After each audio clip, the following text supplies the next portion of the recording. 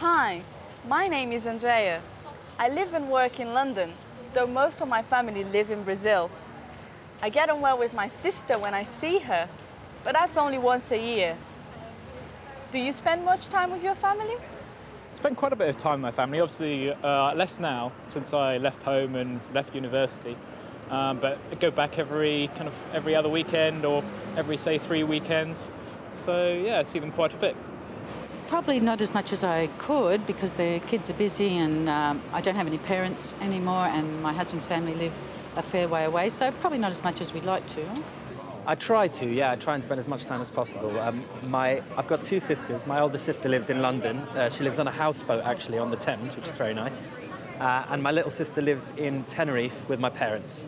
I don't know. We're geographically quite spread out. Yeah, I do. I go to school in Toronto and they live there, and I see them on weekends and whenever I can, really.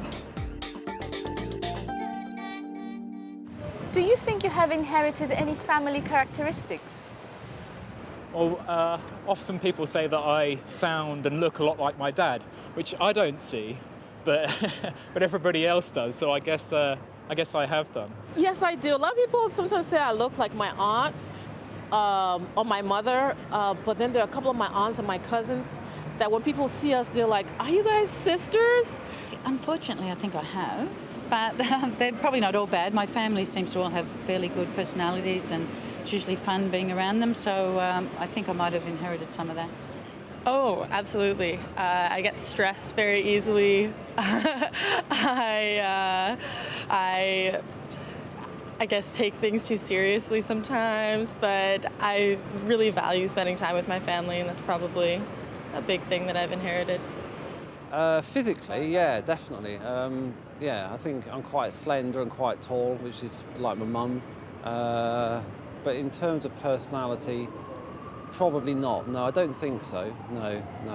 Yeah, definitely. I think from my mum, I've got the kind of bubbliness and chattiness. She's very much like that, and most of the time I'm like that. But then when I'm in a bad mood, I get the dad side, and that's he's kind of, my mum used to call him a volcano because he kind of just erupts. He's really peaceful most of the time, but then when you really make him angry, he'll erupt, and that's kind of how it is with me.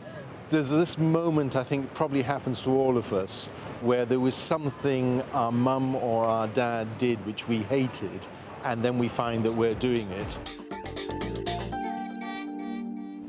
Do you know much about your family history? Yes, I know quite a lot. A group of eccentrics, really. My family was essentially lived in Scotland and Argentina, different bits of Latin America, so I know quite a lot about it. We're great writers and historians, so we do a lot of work with collecting that. We did a lot of work collecting that data of our family's history coming from Barbados and going to Liberia, which is where I'm from originally. A little bit. One of my aunties did a family tree, and it appears that I'm about, I think, 3rd generation Australian. Originally, we came from County Clare in Ireland, so that's as much as I know.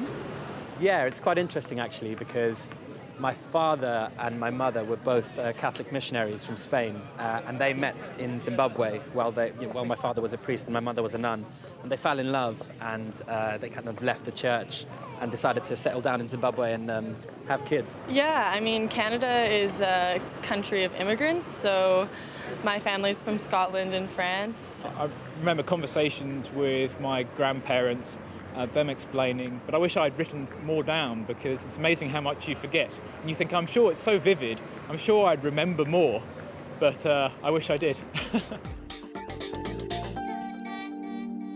Does your family history play a part in your sense of who you are? Yes, very much so, and part of that is that I was brought up in Latin America, speaking Spanish to my friends and English to my parents. So in a sense, I was brought up between 2 cultures, and that at the end is part of who I am. Definitely, because family is a big part of me, and we just try to keep those connections going. So I guess it's a difficult balance in my head to see how much is me and how much is my family, and knowing about my family history and knowing what I've inherited, which I'm sure there's lots and lots of habits that I must have inherited, but I feel a lot of it's me, but it probably isn't. No, not really at all. I left home when I was about 16 or 17, so I think my sense of identity has been very much formed by my own belief systems and my own lifestyle, rather than being particularly keyed into anything to do with my parents or my grandparents.